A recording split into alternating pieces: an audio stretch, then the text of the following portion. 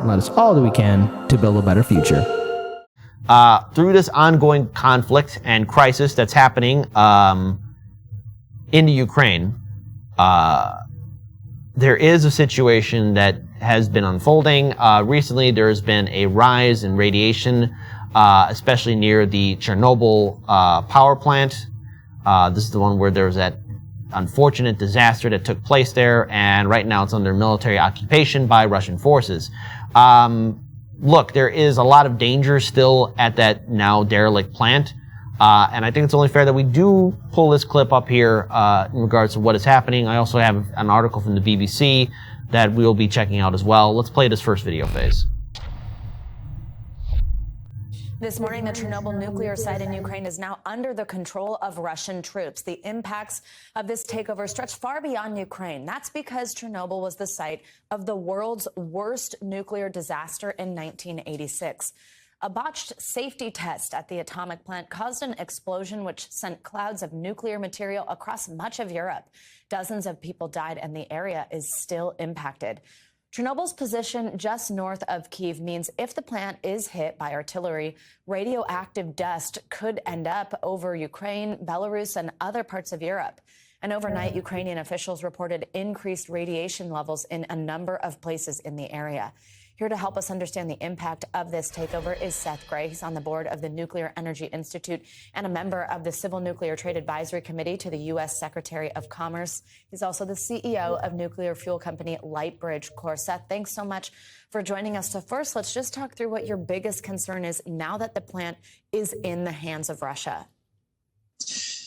Well, as long as there's no significant damage done to the plant, that there aren't very serious concerns. What I understand is that the normal Ukrainian workers are operating the facility and they are surrounded by Russian forces, so they feel like they are hostages. But I don't think there are Russian forces that are actually operating the facilities. Now, there's not that much to do there right now. The remains of the melted down reactor core are under concrete called a sarcophagus, and that's under a newer steel archway that protects the site. There's been heavy military equipment rolling through and around the area that stirs up dust, some of which has some radioactive elements in it, in the soil, but nothing that would be threatening. The structure is not designed to withstand attack. It's designed to protect what's under it. But what's under it is already very much encased in concrete and is very safe.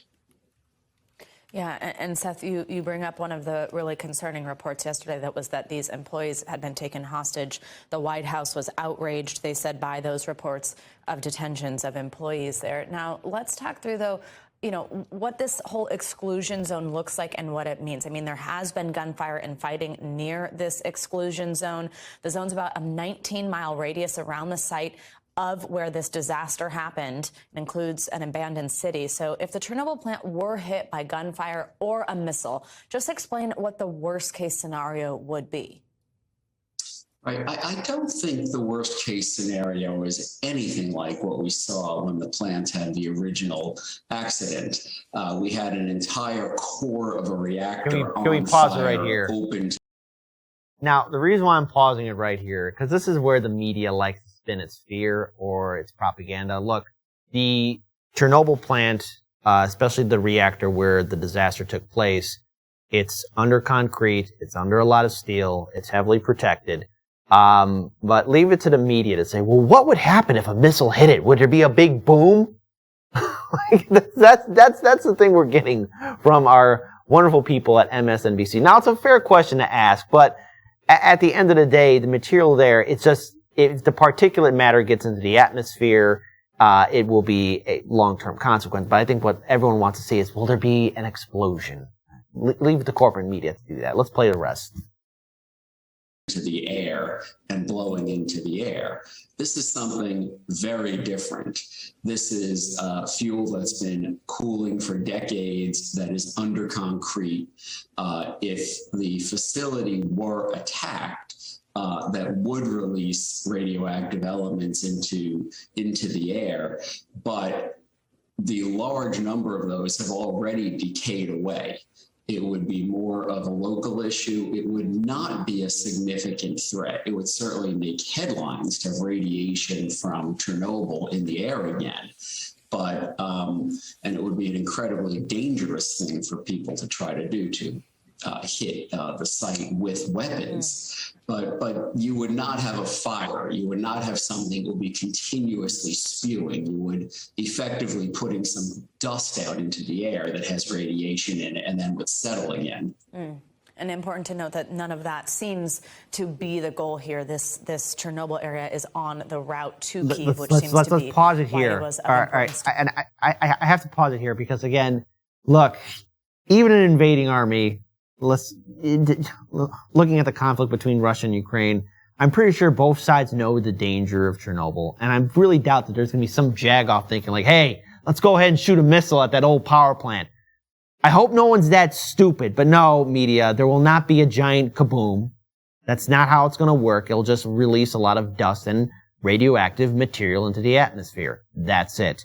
And as we are reporting now, there is, again, further conflict around the capital of Ukraine, and Chernobyl is on that pathway to the capital in Ukraine. So that's an issue that's taking place there. Let's go ahead and play the rest of it. I'm at least glad that the scientist was able to explain why and what would happen if there was some sort of attack that happened at the power plant. Let's play the rest. Tomasco, Seth, great. Thank you so much. Your expertise is greatly appreciated on this topic. Thank you. Thanks for watching our YouTube channel. No one wants to watch your YouTube channel. Screw off. So let's go ahead and pull up this article right now from the BBC. Radiation spike at the nuclear plant seized by Russian forces. So again, Russian troops took control of the plant, the site of the worst nuclear disaster in 1986 on Thursday, Ukraine said. However, there was a rise caused by heavy military vehicles stirring up contaminated soil. Again, around the area near the exclusion zone surrounding the abandoned plant. The biggest spike was recorded close to the damaged reactor. Radiation levels are continuously monitored there, measured as a dose that you would receive per hour in a location. Close to the reactor, you would normally receive a dose of about 3 units called microsieverts every hour. But on Thursday, that jumped to 65. Oh my goodness, about 5 times more than you would get on one transatlantic flight. So as we can see from the chart down below, with all the military movement that's taking place by the power plant, there is a rise. Will it pose a serious risk to the greater population? That is to be determined. Again, that whole area was quarantined with the aftermath of the plant's meltdown. And since then, it should be pointed out, before this crisis happened, that entire exclusion zone turned into its own nature reserve where life took over the abandoned town that was by the old Chernobyl power plant. But it does pose a risk. And as there's more, again, traffic going in around that area, there's going to be an increase of particulate and other dangerous materials being released into the air. There will be a rise of it. Is it a wise idea for anyone to be doing those kinds of exercises, be it both sides? No, it is not. However, again, when the media was reporting this, I think it's important to note that there's a lot of sensationalism surrounding this conflict that is escalating as the hour continues on. But there will not be a giant explosion. There will not be something that's going to cause a massive disaster. Again, a lot of that material in there is decaying, and it's no longer the danger that it once was. However, here's hoping that both sides decide not to play the stupid game of firing missiles by that abandoned plant. Nonetheless, when it comes down to sensationalism, the media likes to play up on it, and a lot of articles are right now are making Chernobyl as this hot zone, when in all reality, the dangerous material is already there, and it's in the soil. It's in the environment itself. And to the people, the soldiers on both sides that are there, they're exposing themselves to dangerous materials. Here's hoping that this conflict ends, because let's face it, when it comes down to weapons of mass destruction, we don't need further escalation of that. So, with that being said, I think it's only fair that we do move on to our next story.